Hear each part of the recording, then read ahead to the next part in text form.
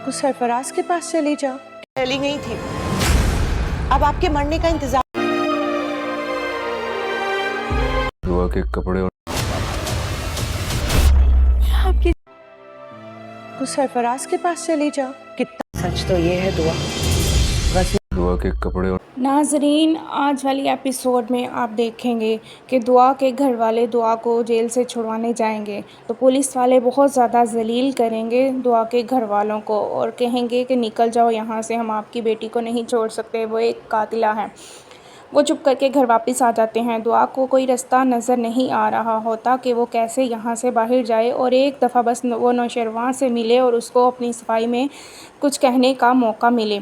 तो दुआ के घर वाले घर वापस आ जाते हैं। नौशरवां के पास भी नहीं जाते रिक्वेस्ट लेकर के वो दुआ को रिहाई करवा सके, क्योंकि नौशरवां इस वक्त हॉस्पिटल में है।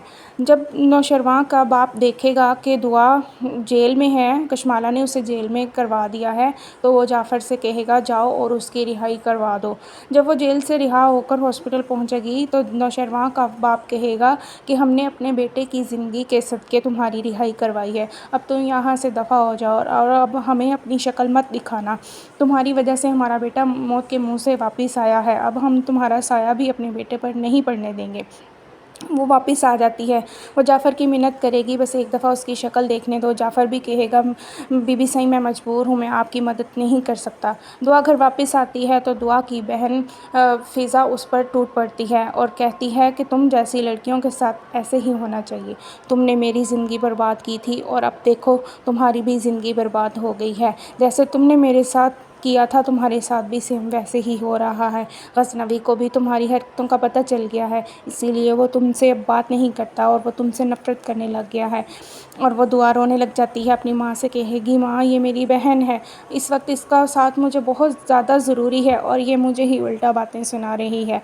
दुआ फिर से कोशिश करती है गज़नवी से रब्ता करने के लिए, लेकिन उसके घर वाले उसकी बात नहीं करवाते गज़नवी से।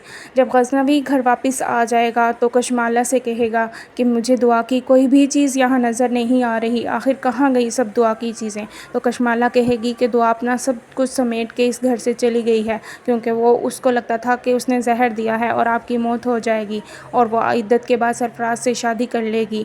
तो सरफराज सोच में पड़ जाएगा कि आखिर ये क्या सच बात है, क्या सच में दुआ ने ऐसे किया है, मुझे जहर देने की कोशिश की है। फिर दुआ कॉल करेगी गज़नवी को और कहेगी मैं आपसे बहुत मोहब्बत करती हूँ, मैं आपको जहर देने का सोच भी नहीं सकती। तो गज़नवी कहेगा मुझे अब तुम्हारी सफाई में कुछ नहीं चाहिए दुआ, मैंने तुम्हें छोड़ दिया है, तुम अपने घर में खुश रहो। अगर तुम सरफराज से शादी करना चाहते